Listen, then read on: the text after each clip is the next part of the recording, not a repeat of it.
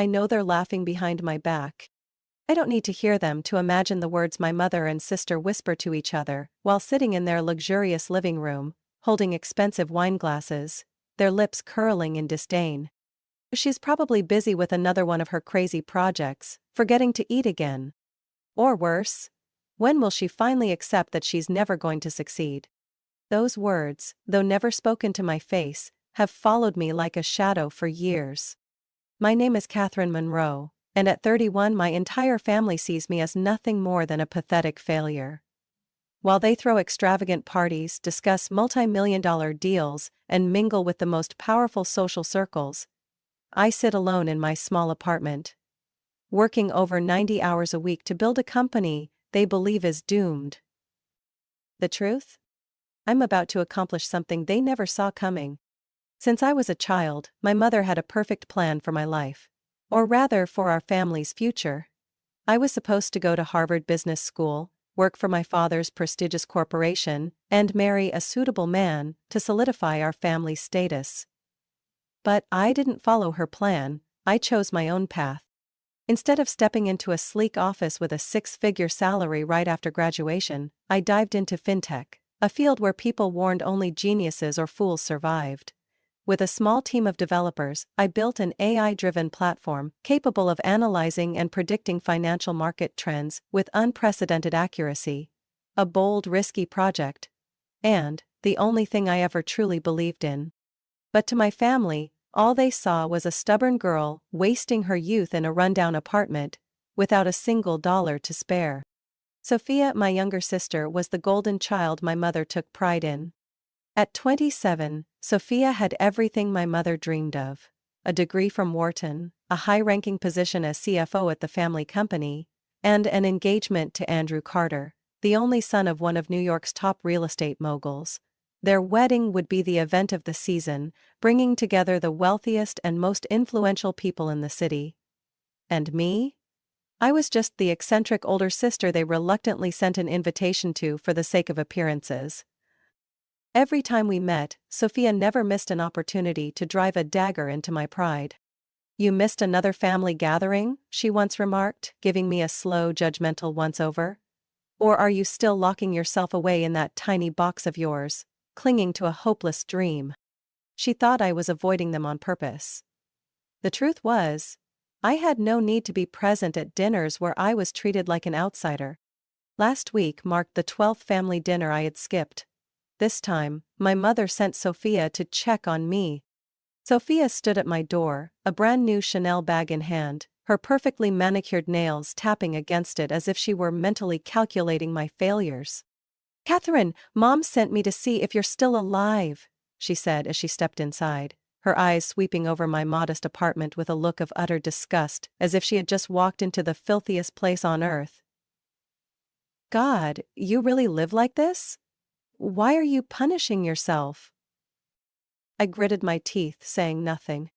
Instead of answering, I turned back to my desk, where financial reports filled my screen. I had no time to explain to someone who had never worked more than 50 hours a week that success didn't always come in the form of a luxury office or a diamond ring the size of a walnut. But Sophia wasn't done. "You know," she said, flipping her golden hair over her shoulder, "Andrew just bought me a yacht. We're going to the Maldives after the wedding. Oh, and by the way, I hope you wear something that doesn't look too cheap if you plan on attending." Slap. No one hit anyone, but her words landed like a slap across my face. I could have ended the conversation right then and there.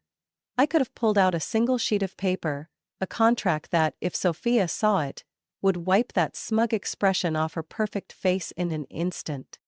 Because I was about to become a millionaire. After 4 grueling years, the AI platform I built had secured an investment from one of the world's largest venture capital firms.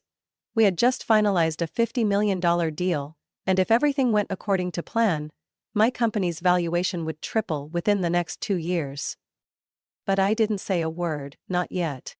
I just looked at Sophia and smiled. "Don't worry about your wedding gift," I said, taking a sip of coffee. "I have something special for you." Sophia scoffed. As long as it's not some homemade card or a messy sketch, I'll appreciate it. I looked at my sister, feeling an eerie sense of calm. They had no idea what was coming. I watched Sophia walk out of my apartment, the sharp click of her heels echoing against the worn tile floor. As the door shut behind her, I remained still, my fingers tightening around the cold coffee cup. This apartment, the very thing she sneered at, was where I had sacrificed sleep, warm evenings, and even my family's recognition to build something far greater than any of them could ever imagine. I took a deep breath and turned back to my computer screen. The contract was waiting for my confirmation. This moment should have felt like a glorious victory. A $50 million deal, negotiated in secret for the past 3 months. A major financial firm had decided to acquire my AI platform, a technology they believed would revolutionize the market. I had done what no one in my family thought possible. From a so-called failure, I had become a millionaire overnight. But I didn't feel satisfied, not completely. I picked up my phone and scrolled through the unread message from my mother. Mom, Katherine, just remember not to do anything attention-seeking at Sophia's wedding. This is the most important day of her life. I don't want anyone talking about your differences. Differences? I let out a quiet laugh. All my life, I had been the stain on my family's perfect picture. An embarrassment my mother had to conceal. I shut off my phone and returned to the contract. With one click, everything I had worked for would become reality. Oh, but not yet, the timing wasn't right. The next day, Sophia texted me again. Sophia, Mom said you're coming to the wedding. Don't wear anything cheap, and for God's sake, don't show up late like some careless fool. We have important guests. Sophia. And don't do anything stupid. Everyone knows you don't fit into this world. The last sentence made me pause. Don't fit into this world? I used to think that too, that I didn't belong at the lavish parties, the gatherings where people measured each other's worth by designer labels, and the size of their diamond rings. But the truth was, it wasn't that I didn't belong in their world. It was that they could never comprehend the world I was building. I glanced at my desk, where a thick folder rested beside my laptop. Inside were the documents that Sophia, my mother, and my father had never seen. The proof of the deal in motion. The numbers that showed I had accomplished what they deemed impossible. I could send it to Sophia right now. Let her see that the failure she had always looked down on had soared far beyond her reach. But no. I would wait. I wanted Sophia to witness the moment her world cracked. The moment she realized that everything she believed about me, about success, about herself, was wrong. I picked up my phone and typed a quick message. Me. Don't worry, Sophia, I have something special for you. I set my phone down, feeling an odd sense of peace wash over me. They had no idea what was coming. I stood before the mirror, my fingers brushing over the smooth fabric of my form-fitting Versace dress. Every line, every detail exuded confidence and power. For the first time in years, I wasn't wearing faded jeans or an oversized hoodie. I was no longer Katherine Monroe, the family's so-called failure. Tonight, I would walk into their world, but not as someone to be dismissed. The envelope sat inside my clutch. It wasn't heavy, yet the weight of what it contained was greater than anything I had ever carried. Proof of the $50 million deal. The result of years of relentless work, unnoticed by them. Tonight, they would see the truth. Sophia's wedding was an extravagant spectacle.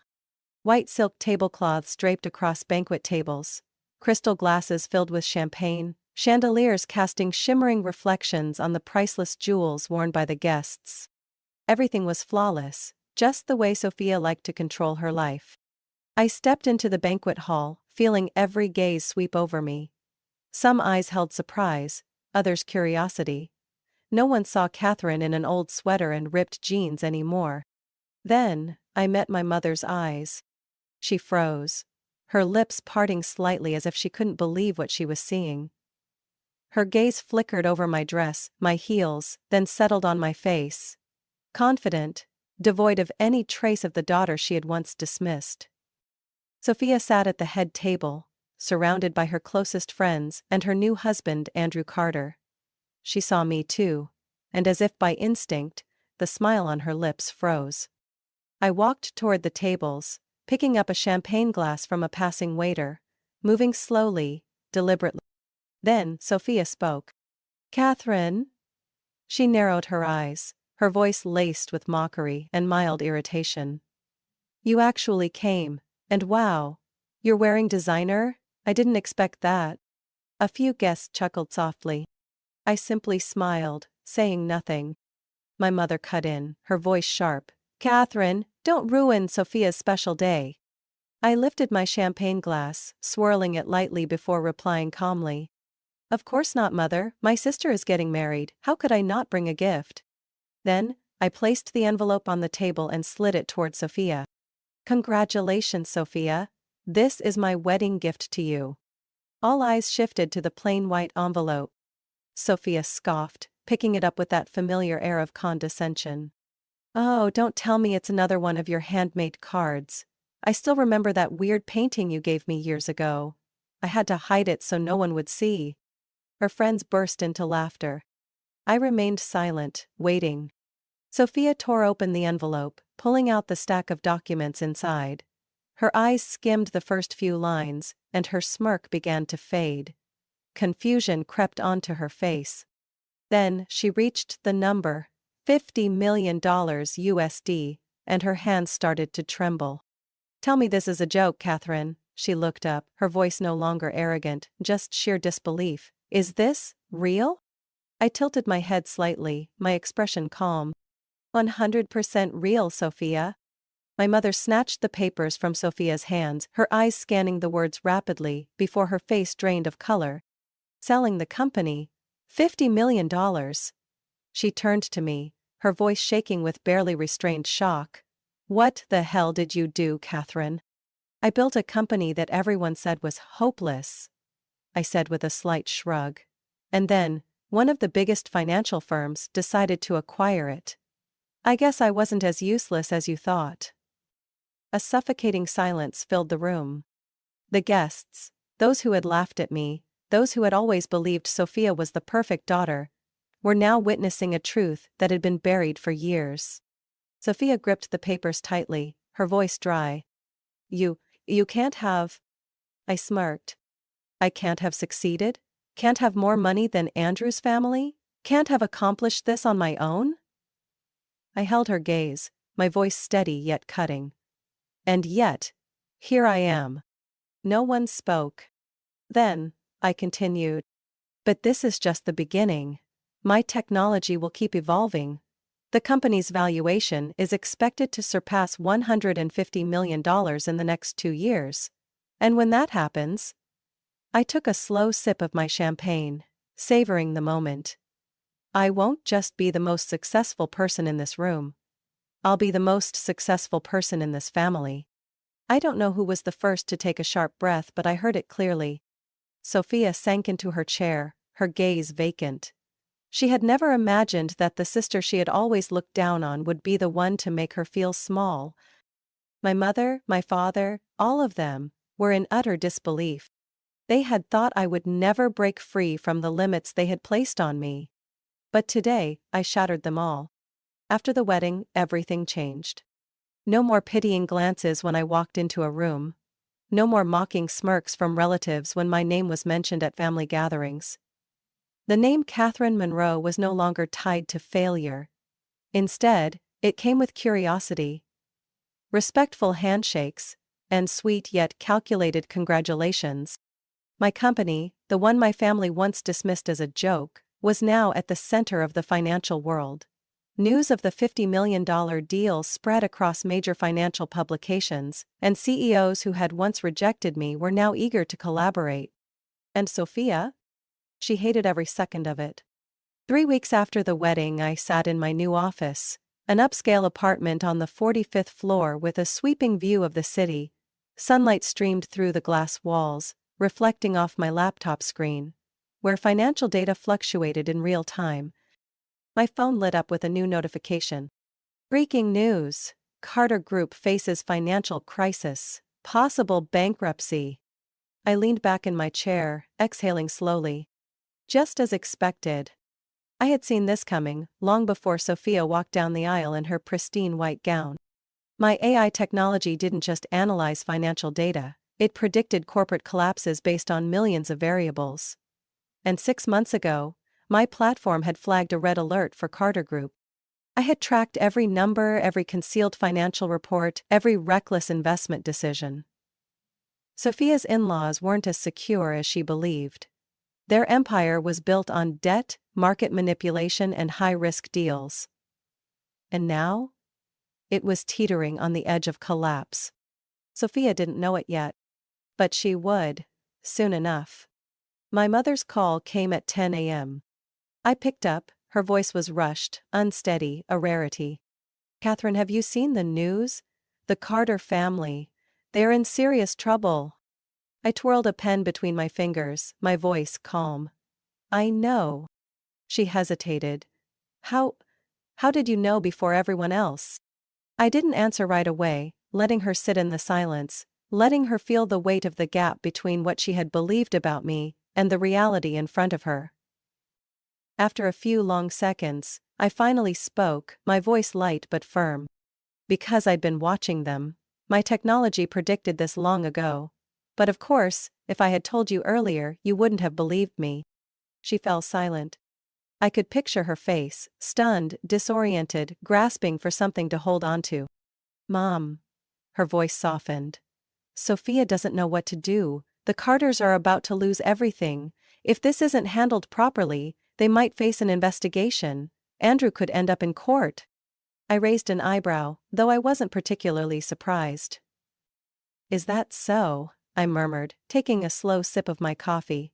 "Looks like Sophia's perfect dream is starting to crumble." That afternoon, Sophia called me. For the first time in years, her voice held no sharpness, no arrogance. "Katherine." She hesitated, as if she couldn't believe she was calling me for help. "How can I help you?" I asked, my voice perfectly polite, but Sophia knew full well that I held all the power now. "You knew, didn't you?" she said, her voice dry. "Knew what?" I feigned ignorance. "Andrew's family's collapse?" Her voice was barely above a whisper, as if saying it any louder would make it more real. "Their company is losing everything, and if they can't handle their debts..." I heard her take a deep, shaky breath through the phone. "I'll lose everything too." And that was the moment I had been waiting for. Sophia Monroe, the perfect daughter, the privileged heiress who prided herself on making the right choices, now stood on the edge of losing it all. She had chosen the wrong path. I tightened my grip on the phone, but my voice remained eerily calm. "I warned you, Sophia." She held her breath. "I told you, success isn't just about marrying the right man or having your parents' backing. I tried to show you that everything you thought about me, about life, was wrong, but you never listened." I didn't know." Her voice began to tremble. "Katherine, I know I was wrong. But now, you can't let me lose everything." I leaned back in my chair, letting every word sink into the space between us. "I can help you," I said slowly, deliberate. She inhaled sharply. "But you have to accept one truth. Your perfect dream is over." A long silence. I could hear Sophia's fear through the phone. "I understand," she whispered. I closed my eyes and allowed myself a small, satisfied smile. "Then," I said, "it's time for you to learn how to rebuild from nothing." 3 days after Sophia's call, my father showed up at my office. I had expected this. The man who had always been cold and decisive, the one who had told me to my face that I was wasting my life, now stood here, dressed in an expensive but slightly wrinkled suit. There was something in his expression I had never seen before. Worry. My assistant called ahead, but I didn't tell her to turn him away. I wanted to witness this moment for myself. He stepped inside, his eyes sweeping over the sleek, luxurious office. This was no longer the tiny apartment he had once scorned. Floor-to-ceiling glass windows, premium leather chairs, large monitors displaying fluctuating market numbers. He stood there, staring at undeniable proof that I had won. "Katherine," he spoke, his voice heavy, as if every word cost him a piece of his pride. I leaned back in my chair, arms crossed. "Father," my tone was cool, impassive. He exhaled deeply before pulling out a chair and sitting across from me. I hadn't invited him to sit, but he didn't wait for permission. "Sophie is in serious trouble." He got straight to the point, abandoning his usual pretense. I lifted my coffee cup, taking a slow sip, unfazed. "I know." He narrowed his eyes. "How long have you known?" I shrugged. 6 months ago." A flicker of shock crossed his face.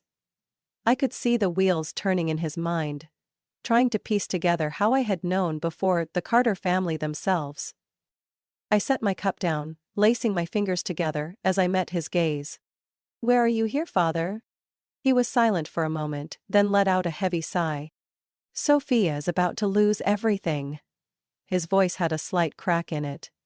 "She has no income, no real experience. If the Carter family goes bankrupt, she'll lose all of her privileges too." I tilted my head, saying nothing. I wanted him to say the words he had been avoiding. Finally, after a long hesitation, he swallowed the last remnants of his pride, and said, "She needs your help." I let out a soft laugh. Not out of amusement but at the irony of it all. Me, the so-called disgrace of the family, was now the only one who could save their golden daughter. I leaned back in my chair, making no effort to make this easy for him. "And what exactly do you want me to do?" My voice was calm, but there was a sharp blade hidden beneath the words. My father hesitated before speaking slowly. "She needs a job. A place to start over. Could you find a position for her in your company?" I let out a dry chuckle. "So you want me to hand Sophia an easy way out? Give her a fancy title, a high salary, without making her face the consequences of her own choices?" He pressed his lips together, not denying it, but I could see the expectation in his eyes. He thought I would soften. He thought I was still the daughter desperate for my parents' approval. But I was no longer that Katherine Monroe. I placed my hands on the table, meeting his gaze directly. "Fine," I said smoothly. "I'll give Sophia an opportunity. But not in the way you think." My father frowned, wary. "What do you mean?" I pulled a folder from my drawer and placed it on the table. "Sophia can work at my company, but she'll start from the bottom.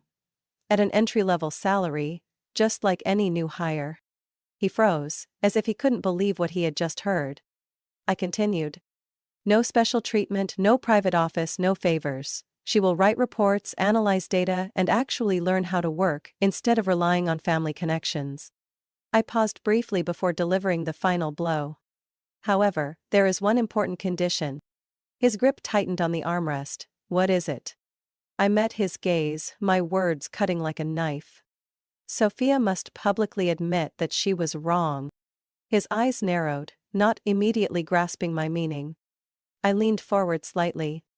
"She has to stand in front of the whole family, in front of everyone who's ever heard her belittle me, and acknowledge that she misjudged me, this company, and what true success actually means." My father fell silent. I could see the internal battle raging within him. He wanted to help Sophia, but my condition meant forcing her to swallow the pride that my mother had nurtured in her for years. "And if she refuses?" he asked, his voice lower now. I shrugged. "Then she can figure out how to survive, just like I did." The air in the room thickened. At last my father stood up, studying me for a long moment. And in his eyes, I saw something unfamiliar. Recognition. "You really have changed," he said, his voice rough. I smiled, but there was no emotion behind it. "No, Father, I've always been this way, you just never saw it." He didn't argue. After a brief hesitation, he picked up the folder from the table and walked out of the room. I watched his retreating figure, completely unfazed. Now, the choice was Sophia's. She could either swallow her pride and learn how to truly work, or watch her perfect dream collapse entirely. 3 days after my father left my office, Sophia showed up. I had expected her to come, but I hadn't expected her to look like this. Sophia Monroe, the woman who always arrived in designer dresses with perfectly sleek hair and flawless makeup, now looked as if she had stepped out of a nightmare. The dark circles under her eyes were deep, her lips pale, and her expensive coat had creases. Something that would have been unthinkable for the old Sophia. She stood at my office door, with no arrogance, no condescending smirk. I didn't tell my assistant to turn her away. I wanted to witness this moment myself. Looking up from my computer screen, I slowly took in my sister's appearance. "I take it you've made your decision," I said calmly. Sophia swallowed hard before stepping inside and closing the door behind her. She stood there for a few seconds hesitating before finally speaking. "I'll work here." Her voice was so quiet that if I hadn't been paying attention I might not have heard it. I nodded, unsurprised. "Good." I slid a folder across the desk. "You can start tomorrow." Sophia stared at the stack of papers as if it were a death sentence. She didn't move, but I could see the internal struggle in her eyes. Then she took a deep breath, picked up the folder, and slowly flipped to the first page. Sophia's first day was anything but easy. I didn't place her in a spacious conference room with leather chairs. I didn't give her a meaningless title so she could coast through her job without actually doing anything. No. I placed her exactly where she never thought she would be: the data analysis department. There, she was no longer Sophia Monroe, the privileged daughter of a wealthy family. She was just another new employee, and no one cared about her last name. Her first assignment was to process financial reports, review data, and write a market trends summary. She had no idea what she was doing. I could see the panic in her eyes as she scrolled through the overwhelming spreadsheets. No one held her hand. No one walked her through the steps slowly. "You're not going to help me?" she asked me during lunch when we happened to run into each other in the company kitchen. I set down my coffee cup, crossing my arms. "Sophia, I learned everything on my own without anyone helping me," I said, my voice devoid of pity. "I'm not your babysitter. If you want to work here, you have to learn how to stand on your own." She pressed her lips together but didn't argue. And for the first time, I saw a flicker of patience in her eyes. The following days weren't any easier. Sophia began to realize that real work wasn't like attending lavish parties, where she only needed to smile and shake hands to build connections. She made mistakes. A lot of them. She entered incorrect data into the system, forcing the entire team to redo a report. She overlooked a small error in an analysis, causing the projected forecasts to be off. And for the first time in her life, Sophia was reprimanded by a superior, with no one to defend her. I didn't help her. I wanted her to feel exactly what I had once felt. The confusion, the helplessness, and the sinking realization that she had no power to rely on. But what surprised me was that Sophia didn't quit. 2 weeks passed, and I began to see the change. Sophia no longer arrived late. She no longer stared blankly at the screen, but instead focused, trying to understand each number, each financial model. She no longer complained when there was too much data to process. And then, one morning, I received an email from the head of the data analysis team. To Katherine. Sophia just completed her latest market trend analysis. I have to admit, she did better than I expected. This report is 5% more accurate than the previous ones. Just wanted to let you know, she's really trying. I stared at the email for a long moment. Then, I let out a small amused smile. Maybe, just maybe, Sophia was actually learning something. The next day I met her in the conference room. "Good job," I said, placing her report on the table. "I read it, you've improved." Sophia looked at me, a flicker of surprise in her eyes. "Thank you," she said softly. For the first time without a trace of arrogance in her voice. I studied my sister for a few seconds before saying, "But you still have a lot to learn." Sophia nodded, no argument, no defiance. Just acceptance. And for the first time in my life, I truly believed that Sophia could change. A year passed. My company was no longer just a young startup. Its market value had reached $150 million, and our AI platform had been integrated into some of the largest financial corporations in the US. The CEOs who once ignored me now personally invited me to major conferences, and the media hailed me as a pioneer in fintech. But what surprised me the most wasn't the company's success. It was Sophia. She was no longer the woman I once knew. No more designer dresses at work, no more condescending looks or mocking tones. Instead, Sophia had become one of the most dedicated employees I had ever seen. She no longer avoided difficult tasks, nor did she expect anyone to help her. When I assigned her a new market data analysis project, she spent weeks meticulously combing through the numbers, even staying late at the office without complaint. When her first major report was praised by the board, she didn't look at me expecting recognition. She simply nodded, knowing she had earned it through her own effort. The day Sophia was promoted to a mid-level management position, she walked into my office with a cup of coffee in hand. "I figured you'd like this," she said, placing the cup on my desk before sitting across from me. I looked at her for a long moment. Then, I let out a quiet chuckle. "What is it?" I asked, crossing my arms. Sophia let out a soft laugh. "I used to think you were just a dreamer, lost in unrealistic ambitions. But now I understand. No one succeeds just because of what they were born into." I leaned back in my chair, looking at Sophia differently. "So, what have you learned after a year of working?" I asked. She exhaled slowly. "Then I'm not special," she said, her voice almost weightless. "I used to believe that having a family name and connections meant I could have everything. But the truth is, no one values you unless you prove your worth. I had to start from scratch. I had to show that I deserved to be here." I nodded, feeling an unfamiliar sense of pride, one I never thought I would have. Sophia was no longer the arrogant, entitled girl she once was. Now she was someone who understood the value of real effort. My family changed too, though I no longer waited for it to happen.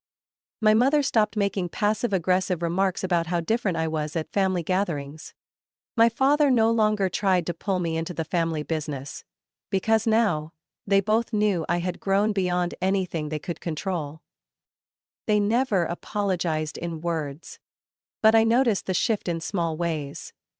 A phone call from my mother just to check in. An article my father sent me about my success, without a single word of criticism. And I understood. They had realized their mistakes.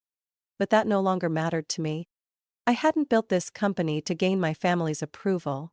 I hadn't created this success to prove them wrong. I had done it because I believed in myself. One late afternoon, Sophia walked into my office holding a USB drive. "Do you have a minute?" she asked.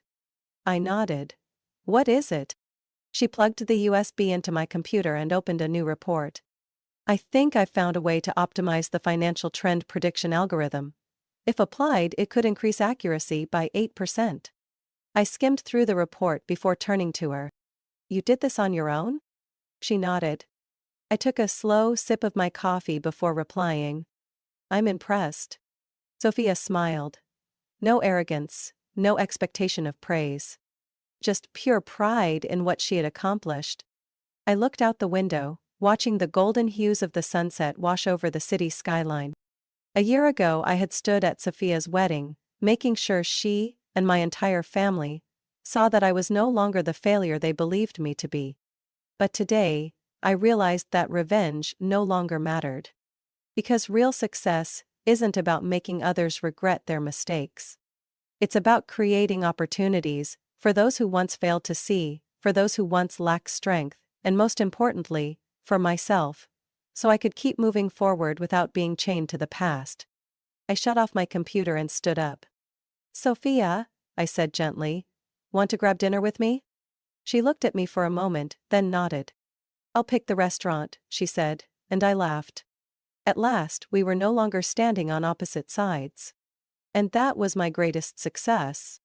Katherine's story isn't just about a woman who defied her family's expectations and rose to success. It's proof of the power of perseverance, independence, and self-belief. In real life, we are often bound by the expectations of society and family. But true success isn't about proving others wrong. It's about creating opportunities to grow and helping others do the same. When we are strong enough to walk our own path, we don't need validation, because our achievements speak for themselves. What do you think about Catherine's journey? Would you have done the same in her position? Share your thoughts in the comments, and don't forget to follow the channel for more inspiring stories about family, career, and life lessons.